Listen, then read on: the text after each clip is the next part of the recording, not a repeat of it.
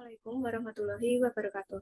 Perkenalkan, nama saya Devi Oktavianika dengan NIM P1323019 dari Manajemen Pemasaran. Di sini saya akan menjelaskan ulang terkait materi pada mata kuliah Advertising dan Promotion Practice.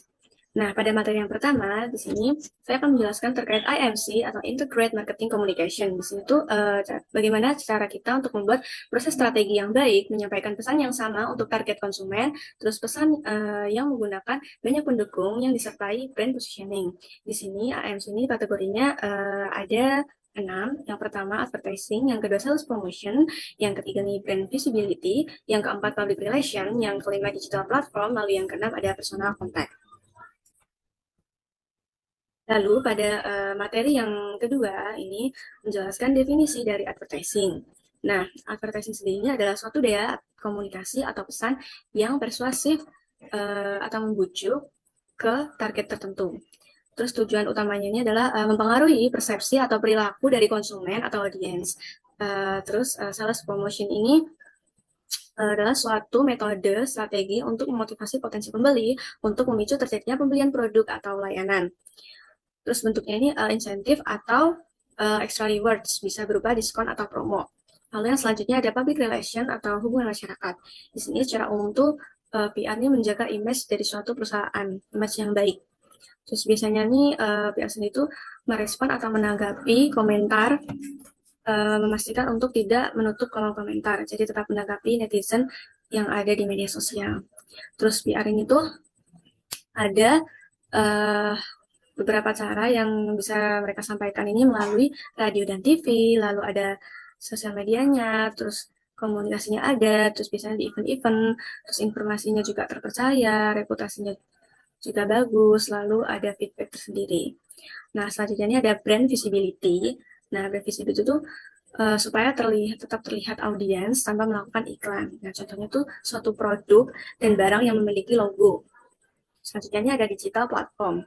Setiap bentuk media tradisional yang memiliki situs web tidak hanya untuk informasi tetapi juga untuk mempromosikan produk dan layanan. Selanjutnya ada personal contact, itu dimensi manusia yang melampaui pemasaran dan menghubungkan orang-orang dengan cara yang normal dan lebih nyaman. Contohnya tuh ada virtual account. Terus yang selanjutnya adalah konsistensi pesan. Itu semua pesan yang disampaikan tuh harus seragam. Terus advertising and brand content itu ada 3, multiple message, terus different media, real-life activities. Terus IMC industri struktur ini, yang pertama tuh advertiser, itu kayak perusahaan yang ngiklanin. Terus yang kedua tuh ada agensi, kayak merancang konsep kampanye. Terus yang ketiga tuh media itu bisa berupa TV.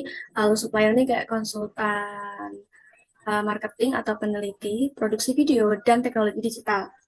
Terus di customer journey, perjalanan pelanggan ini suatu rangkaian atau proses ketika dimulai dengan kebutuhan yang dirasakan atau keinginan yang diekspresikan diakhiri dengan pembelian produk atau layanan. Nah, customer journey map planning sendiri itu bisa digambarkan sebagai berikut. Lalu pada materi yang ketiganya ada communication objective. Nah, communication objective ini tuh kompleksitas AMC yang mengharuskan masing-masing dari 6 strategi utama yang memiliki tujuan berbeda. Pertamanya ada tujuan periklanan. Ini didasarkan pada salah satu model tradisional seperti piramida atau corong pembelian, di mana persentase ditetapkan untuk setiap tahap. Misalnya tuh persentase target pasar yang mengetahui nama merek atau manfaat pengguna utamanya. Terus yang kedua ini tuh ada tujuan promosi penjualan, itu terhubung dengan tindakan atau respon tertentu. Bentuknya tuh pengukuran lain seperti jumlah kupon yang ditukarkan, entry dalam undian atau kunjungan langsung ke toko retail. Ketiganya ada tujuan hubungan masyarakat, dikaitkan dengan liputan media gratis yang diterima. Terus khususnya tuh jumlah ruang atau waktu dikalikan dengan biaya iklan dengan jumlah yang sama. Yang keempat ini ada tujuan visibilitas merek, melibatkan eksposur produk atau layanan melalui website. Metodenya itu selain iklan tradisional, promosi penjualan atau hubungan masyarakat. Lalu yang kelima ada tujuan kontak pribadi, ini terkait dengan fungsi spesifik yang terlibat. Contohnya itu kontak penjualan yang mencakup jumlah janji temu per minggu atau presentasi yang dilakukan kepada calon pelanggan. Lalu yang terakhir, atau yang keenam, itu ada sasaran digital, adalah yang paling kompleks dari aktivitas IMC. Metode pengukurannya ini tuh baru dan hanya relevan untuk media atau platform digital. Hal yang selanjutnya ada budget allocation, itu selalu melibatkan perkiraan penjualan dan metode yang digunakan untuk membuat perhitungan. Biasanya tuh rasio iklan terhadap penjualan industri adalah angka dasar yang digabungkan dengan usulan kenaikan atas penurunan persentase. Terus alokasi dana IMC ini pertama-tama ditampilkan dalam bentuk persentase dan kemudian angkanya itu disesuaikan dengan 6 strategi. Itu tadi seperti periklanan, promosi penjualan, visibilitas merek, terus platform digital, hubungan masyarakat, lalu komunikasi personal. Lalu yang selanjutnya ada strategi pesan kreatif. Pengembangan konsep kreatif itu harus didasarkan pada posisi merek serta proporsi nilainya. Tantangannya adalah menjaga konsistensi tidak hanya untuk pengembangan konten merek, tetapi juga untuk pesan persuasif merek yang disampaikan melalui berbagai jalur. Terus harus ada keseimbangan antara kreativitas dan pragmatisme. Konflik muncul nih ketika ide kreatif menjadi bentuk hiburan dan tidak menyertakan informasi tentang merek. Sangat penting ya bahwa manfaat merek atau proporsi nilai itu tertanam dalam proses penceritaan. Terus kebutuhan dan keinginan konsumen itu harus menjadi prioritas bagi pesan-pesan merek yang disampaikan melalui setiap jalur komunikasi. Lalu yang selanjutnya itu ada strategi penyampaian media. Itu ada dua pilihan. Untuk beriklan yang pertama itu dari media lama, yang kedua dari media digital. Media lama ini meliputi TV, radio, majalah, surat kabar, dan media luar ruang. Lalu yang media digital ini bisa melalui media sosial, pemasaran email, terus situs website yang merek itu, dan aplikasi seluler. Kebangannya tuh menjangkau konsumen yang ditargetkan dengan anggaran yang disediakan menggunakan salah satu kombinasi dari kedua pilihan media tersebut. Terus terdapat keragaman kendaraan media dalam setiap kategori, tetapi jumlah total orang yang dijangkau oleh masing-masing kendaraan itu sangat bervariasi, mempengaruhi biaya media. Oleh karena itu, perencanaan metodis dan harus akurat. Diperlukan guna memastikan pemanfaatan sumber daya keuangan yang efektif. Untuk kinerja ini diukur berdasarkan pencapaian tujuan-tujuan yang terpisah. Karena ada banyak komponen untuk setiap kategori, maka ada beberapa tujuan yang dimonitor dan dievaluasi. Sebagai contoh, kinerja iklan lama itu dapat diukur dengan penelitian berdasarkan model AIDA, Attention, Interest, Desire, and Action. Sedangkan iklan digital itu berfokus pada kunjungan situs web, klik tayang, atau waktu pada halaman untuk indikator kinerja utama yang paling relevan. Tujuan pemasaran juga dapat dimasukkan dalam proses pengukuran volume penjualan seperti mata uang atau unit produk, pangsa pasar, profitabilitas, dan metrik laba atas investasi (ROI, Return on Investment). Lalu yang selanjutnya ada IMC, Objective and Budgets. Budget atau anggaran ini adalah salah satu hal yang paling banyak dialami oleh para pemasar atau marketing. Metode pendanaan dan pengalokasian keuangan sumber daya itu, manajer pemasaran tuh harus selalu menekankan pada rencana untuk menyusun program dan kegiatan mereka sepanjang tahun. Terus dalam memperkirakan biaya, itu harus melibatkan gabungan biaya program, acara, dan kegiatan yang direncanakan untuk iklan, promosi, penjualan, hubungan masyarakat, visibilitas merek, platform digital, dan kontak pribadi. Nah, iklan itu adalah komponen terbesar dari perkiraan biaya, diikuti oleh promosi penjualan dan visibilitas merek. Pada materi yang keempat, yaitu metode perhitungan anggaran. Metode-metode ini tuh meliputi pola historis, peningkatan tahunan, rasio industri, persentase penjualan, harga per unit, pangsa pasar, pangsa suara, tujuan IMC, model media, nilai tambah kompetitif, jadi impas, dan masuknya merek baru. Nah, pada pola historis ini tuh metode yang tercepat, termudah, dan paling sederhana. Sayangnya metode ini tuh paling sering digunakan karena sebagian besar orang tuh yang terlibat tidak mengetahui cara lain. Yang keduanya ada peningkatan tahunan. Metode ini tuh cukup mudah dan sederhana. Contohnya, IMC tahun lalu tuh anggarannya 40.000 US dollar dan 10% ditambahkan untuk peningkatan pengeluaran dan inflasi. Maka anggaran baru menjadi 44.000 US dollar. Yang ketiganya adalah rasio industri. Produk dan layanan dalam industri atau kategori bisnis yang sama memiliki pola pengeluaran iklan dan anggaran promosi yang serupa. Contohnya tuh industri makanan cepat saji memiliki rasio 9:1 berdasarkan rata-rata dari masing-masing pesaing utama sekitar 9 juta US dollar dalam bentuk iklan dibelanjakan untuk setiap 81 US dollar juta penjualan. Yang keempatnya ada persentase penjualan. Itu metode penganggaran itu secara langsung terhubung dengan angka internal perusahaan dan persyaratan pemasaran keuangan. Bagaimana adalah jumlah tetap per unit per unit. Metode anggaran ini tuh sangat cepat dan mudah. Cukup kalikan saja perkiraan jumlah unit yang diharapkan akan terjual dengan jumlah per unit. Contohnya, total 135.000 lampu dengan harga 20 US dollar per unit menghasilkan anggaran sebesar 2.700.000 US dollar. Meskipun jumlah per unit juga merupakan keputusan yang sewenang-wenang, sejumlah faktor ini perlu dipertimbangkan, seperti sejarah sebelumnya, aktivitas persaingan, keterjangkauan, dan nilai produk atau layanan. Biasanya, semakin tinggi harga jualan ecer, semakin besar biaya tetap per unit. Strategi pangsa pasar itu yang keenam, kekuatan sebuah merek terhadap produk pesaing dapat digambarkan dengan berbagai cara, tetapi salah satunya adalah pangsa pasar. Jika metode perencanaan anggaran ini digunakan, maka merek yang sama dapat diharapkan juga menyumbang persentase yang hampir sama. Penjualan pasar dibandingkan yang lain tergantung pada banyak variabel lain. Lalu yang ketujuhnya ada tujuan ANC. Ini dari model ini tuh serangkaian tahapan termasuk model kesadaran yang meliputi sikap, minat beli, dan tindakan. Meskipun label dan tahapannya mungkin berbeda, namun metode dasar untuk bergerak menuju level teratas atau terbawah tetap konsisten. Lalu yang kedelapan ini model media. Pembelian media terprogram yang didukung oleh algoritma prediktif. Adalah cara baru yang cepat dan dinamis untuk menganalisis pemilih, membeli, dan memasang iklan secara bersamaan. Program perangkat lunak komputer canggih berjalan 24 jam sehari mengikuti aturan keputusan yang ditetapkan pengiklan. Model ini tuh digunakan perusahaan besar dengan anggaran raksasa serta agensi yang melayani perusahaan media. Lalu yang kesembilan adalah keunggulan kompetitif. Metode anggaran ini tuh mendekati pasar dengan strategi yang lebih agresif. Metode itu dirancang untuk membelanjakan lebih banyak daripada merek lain, jumlah yang lebih besar daripada pesaing terdekat. Misal, jika pesaing terkuat menghabiskan 21,4%, maka strategi anggarannya adalah membelanjakan lebih banyak iklan untuk mendominasi pasar pesan. Strategi ini tuh melibatkan pemaksaan terhadap pesaing untuk merespon dengan menyamai tingkat periklanan yang dapat menurunkan profitabilitas merek lain. Lalu yang ke-10 ada titik impas atau break even point.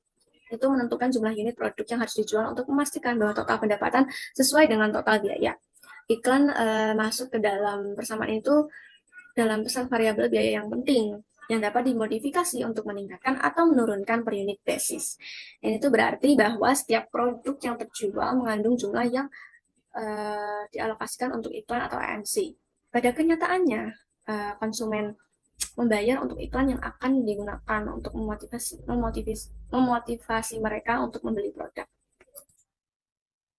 Yang 11 ada masuknya merek baru.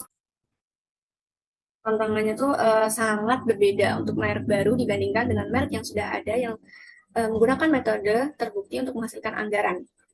Prosesnya dimulai dengan memeriksa tujuan ANC berdasarkan beberapa tingkat hipotesis dan kemudian mengacu pada beberapa pendekatan yang berorientasi pada pemasaran.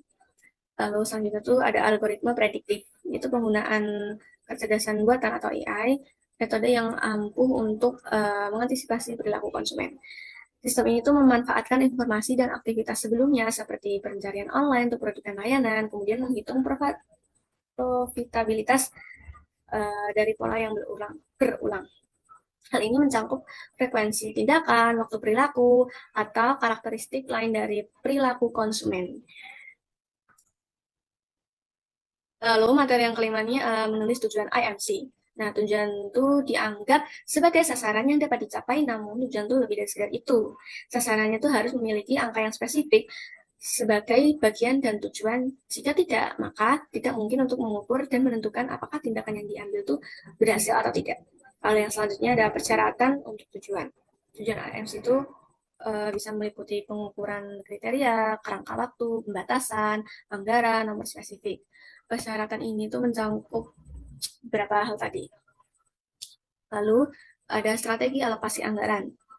Perubahan anggaran IMC itu dapat berupa uang yang dialokasikan untuk setiap kategori IMC, wilayah, geografis, waktu, dan area lainnya. Asumsinya bahwa jumlah total uang yang dialokasikan mewakili kepentingan relatif suatu kategori. Iklan ini sesuatu yang mahal, namun iklan itu seringkali menyumbang pengeluaran yang besar dibandingkan semua kategori lainnya. Lalu alokasi berdasarkan kategori AMC. Yang pertama tuh jumlah total orang yang perlu dijangkau agar merek tersebut tuh sukses dari perspektif pemasaran. Kedua, pentingnya menghasilkan penjualan secara teratur atau dalam jangka waktu singkat. Yang ketiga, keinginan untuk mempertahankan atau meningkatkan hubungan dengan pelanggan yang sudah ada. Nah, pendekatan pertama itu menekankan pada strategi periklanan rasional. Yang kedua, menunjuk pada jumlah program promosi penjualan yang lebih banyak. Yang ketiga adalah perpaduan antara hubungan masyarakat dan media digital, terutama interaksi media sosial. Alokasi berdasarkan siklus hidup produk. Itu dari anggaran AMC itu untuk sebuah merek atau perusahaan dapat berubah secara dramatis dari waktu ke waktu. Hal ini didasarkan pada posisi mereka dalam 6 tahun siklus hidup produk. Ada perkenalan, pertumbuhan, kedewasaan, terus penurunan, perluasan, dan eliminasi. Nah, pada tahap perkenalan ini, kategori anggaran yang paling sulit untuk diperkirakan. Lalu yang kedua, tahap pertumbuhan, bagian termahal dari siklus hidup merek karena penjualan melonjak dan ekspansi terjadi di mana-mana. Lalu yang ketiga, tahap kedewasaan, pasar dan merek telah melambat. Lalu yang keempat ada tahap penurunan, dana iklan harus dikurangi hingga ke tingkat minimum absolut. Terus dana AMC itu dapat diukur menurut 4 periode waktu yang berbeda, tahunan, triwulanan, bulanan, dan mingguan. Untuk perusahaan yang lebih kecil dan organisasi retail yang digerakkan oleh penjualan, periode anggarannya tuh mungkin hanya dalam beberapa minggu saja. Untuk mayoritas perusahaan nasional besar, biasanya menggunakan periode triwulanan untuk merencanakan program promosi, tetapi anggaran AMC tahunan tetap konstan. Lalu anggaran triwulan itu direncanakan dengan baik dan dibuat berdasarkan kegiatan tertentu. Selain itu, variasi penjualan musiman tuh seperti hari libur, pola penggunaan konsumen atau tren industri dapat dengan mudah dimasukkan ke dalam proses perencanaan AMC dengan mengalokasikan jumlah uang yang berbeda untuk setiap bulan. Itu guna merencanakan iklan berdasarkan waktu yang paling dibutuhkan, di mana iklan tersebut akan menghasilkan hasil terbaik. Terus ada alokasi berdasarkan potensi geografis. Total potensi penjualan untuk produk dan layanan bermerek akan bervariasi berdasarkan profil audiens target dan komposisi wilayah geografis. Itu faktor demografis digunakan untuk mengalokasikan dana untuk program AMC, terutama iklan yang sangat terkait dengan harga media lama. Lalu pada materi yang keenam ini tentang creativity, strategy, and advertising. Nah, creativity sendiri itu topik yang kompleks, sangat mudah untuk mengenal hasilnya, tetapi sulit untuk menjelaskan bagaimana hal itu terjadi. Yang pertama, metode kreasi adalah proses kognitif yang mengembangkan ide-ide baru yang tidak disadari tetapi sistematis, memecahkan masalah, mengajukan teori orisinal, dan menciptakan produk unik. Yang kedua, kreativitas adalah pengalaman yang subjektif. Lalu yang ketiga, kreativitas adalah karakteristik perilaku. Lalu yang keempat, kreativitas adalah sebuah peristiwa yang transformatif. Lalu yang kelima, kreativitas adalah kegiatan yang menghibur. Apa sih creativity? Definisi dari kreativitas itu adalah fenomena kognitif yang dapat didefinisikan dengan berbagai cara. Definisinya tuh proses yang menggabungkan ide, konsep, fakta, dan objek fisik yang sudah ada dengan cara-cara baru unik, mengejutkan, menghibur, dan bernilai. Biasanya tuh kreativitas tuh bisa dieliminasi dulu, terus dikurangi, dinaikkan, lalu dibuat. Untuk yang selanjutnya ada fisiologi otak. Otak itu ada dua. Yang pertama otak kiri dan otak kanan. Otak kiri itu biasanya logis, verbal, terus ada tujuannya, tetap, linier, lalu terencana. Untuk otak kanan itu biasanya emosional, terus visual, subjektif, fleksibel, melingkar, spontan. Otak kiri ini terlibat dalam pengembangan, perluasan, dan pengendalian kemampuan bahasa dan kapasitas untuk berpikir rasional. Otak kanan sendiri merupakan sumber utama emosi, pemrosesan visual, dan kemampuan berpikir kreatif. Lalu selanjutnya ada karakteristik kepribadian. Itu tanggapan atau perilaku disebut ciri-ciri kepribadian yang menghubungkan diri dengan lingkungan sekitar. Biasanya di sini tuh bisa dibentuk melalui banyak ngobrol atau diskusi. Yang kedua banyak membaca. Yang ketiga tuh banyak piknik atau healing. Untuk selanjutnya ada mengembangkan ide kreatif. Ini ada 4 tahapan. Yang pertama tahapan persiapan, juga disebut riset pemasaran. Itu apa sih yang kita ketahui tentang sana pembeli dan pelanggan yang sudah ada atau pelanggan lama, apa yang mereka yakini tentang merek kita, apa yang benar-benar penting bagi mereka. Lalu yang kedua ada kondisi inkubasi. Itu tuh setelah meninjau semua penelitian dan ulasan, melakukan hal lain. Jadi tidak perlu melakukan apa-apa setelah melakukan peninjauan. Lalu yang ketiga ada iluminasi atau mengenali ide kreatif. Ini sering disebut pengalaman. Aha. Lalu yang terakhir, evaluasi itu melengkapi proses berpikir kreatif dengan pemeriksaan otak kiri terhadap konsep atau ide. Lalu yang selanjutnya ada brainstorming. Itu meningkatkan kemampuan menjadi lebih kreatif.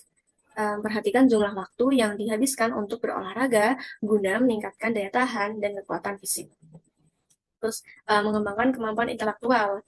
Itu bisa menghadiri kelas, membaca buku pelajaran, terus menulis makalah, terus mengikuti ujian. Lalu yang selanjutnya itu mengubah dan memvisualisasikan. Mengubah sendiri itu kemampuan untuk mengubah atau secara radikal mengubah dan memodifikasi objek dalam pikiran adalah alat yang sangat ampuh. Terus visualisasi itu ketika menggunakan teknik ini, Anda tidak mengubah apapun, jadi menciptakan setiap ide kreatif yang dimulai. Cara lain untuk menggambarkan proses pengembangan ini itu hal yang menjadi fantasi tanpa batas. Selanjutnya ada persona pembeli. Narasi tentang seseorang yang kemungkinan besar adalah pembeli sebuah merek.